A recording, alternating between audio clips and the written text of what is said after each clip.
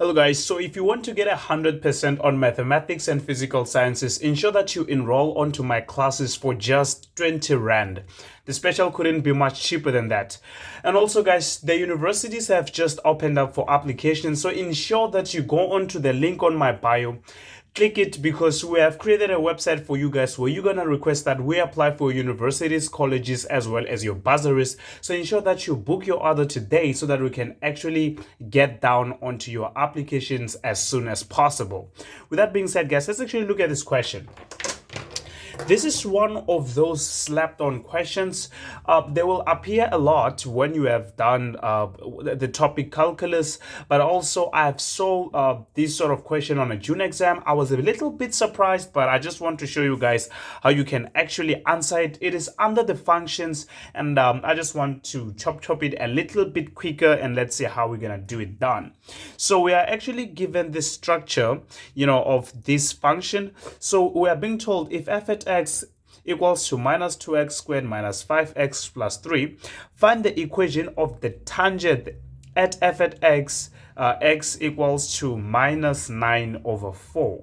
So what you need to do first is to try to figure out where this minus 9 over 4 might be. So obviously, the minus 9 over 4, if I actually hit it on my calculator, minus 9 over 4, it is minus 2.25. It is obviously somewhere here. And what do we know about a tangent? A tangent is a line that touches an object at least once, right? When we actually look at a circle, right, a circle is something like this. So the tangent touches a circle at least once, right? At this point, if we look at a curve, the tangent is going to touch that curve at least once. When you have a line that touches the circle at 2 times, this is no longer a tangent because these actually intersect, right?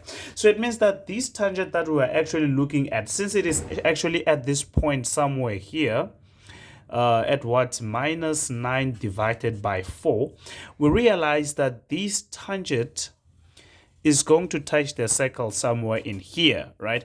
So they are saying that we need to find the equation of this tangent. So what do we know about the equation of a tangent or of a line? Because this is just a straight line if you think about it.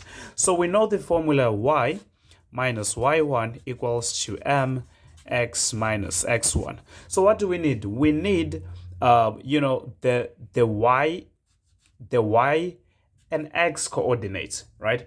We're actually looking for the y and x coordinates as well as our gradient, right? So first, let's actually try to find the x coordinates because we already know the x coordinates actually equals to minus 9 over 4.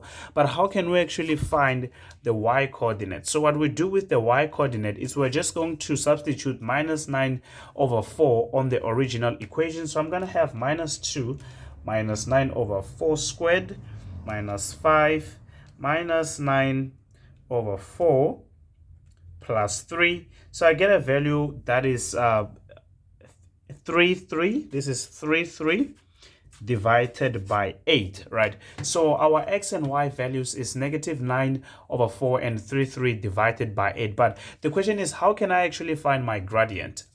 How can you actually find your gradient? And this is where the problem comes into people. Well, if you check, we're having f at x, right? So traditionally, we know that f at x actually represents the y-intercept or the y value. But we now have something called the prime of x, f prime of x. This one represents the gradients. So the question is, how do you move from f at x to f prime of x? Well, let's actually look at it. Suppose we are given f at x that equals to 3x squared minus 4x, right? What you want to do is you are going to move, we want to move from f at x to f prime of x. So if we want to move to f prime of x, we are going to say 2 times 3 is going to be 6x, and on this 2 we're gonna minus 1.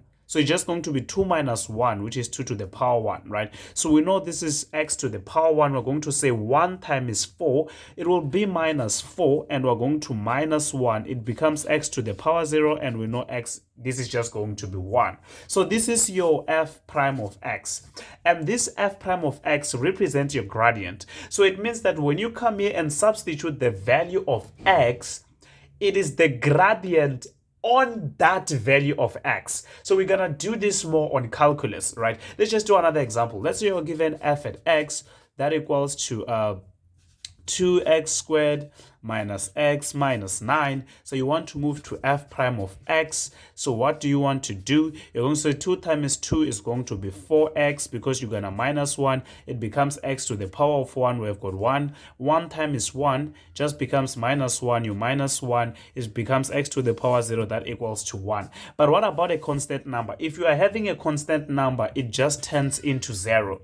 So I'm going to talk more about that also on calculus. So now let's actually deal with this.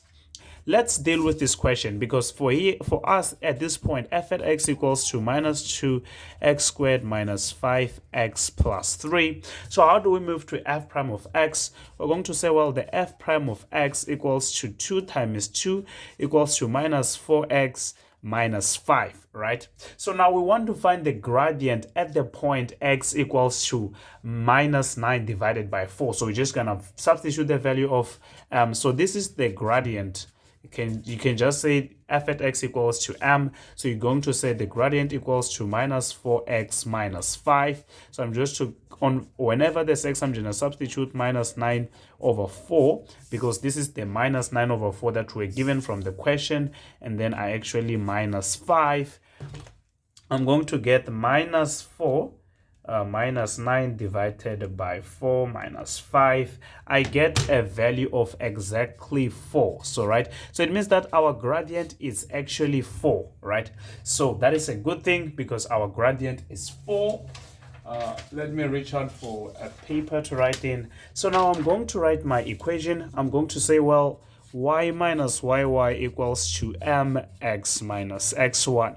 So what is my y1? I found that the y that I found, it was 3 divided by 8. It's going to be 3 divided by 8, and the gradient, as you saw, is 4x minus 9 divided by 4, right?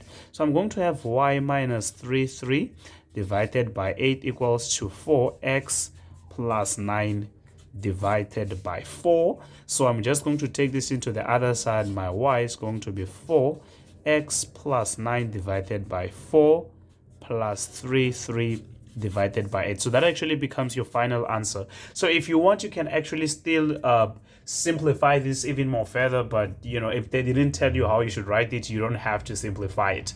So that is how you actually find your equation of a tangent. So this question paper is one of those high order questions, because I've just given you like a cheaper one, but they do have high order questions when it comes to calculus. So to those of you guys who will enroll with us in calculus, you're going to be seeing more of these questions, and I'm hoping that you guys are going to use the link on our bio, click it, request that we apply for universities, colleges, as well as your bursaries. And also, guys, enroll onto our online classes for just 20 Rand, and I'm gonna see you on another video.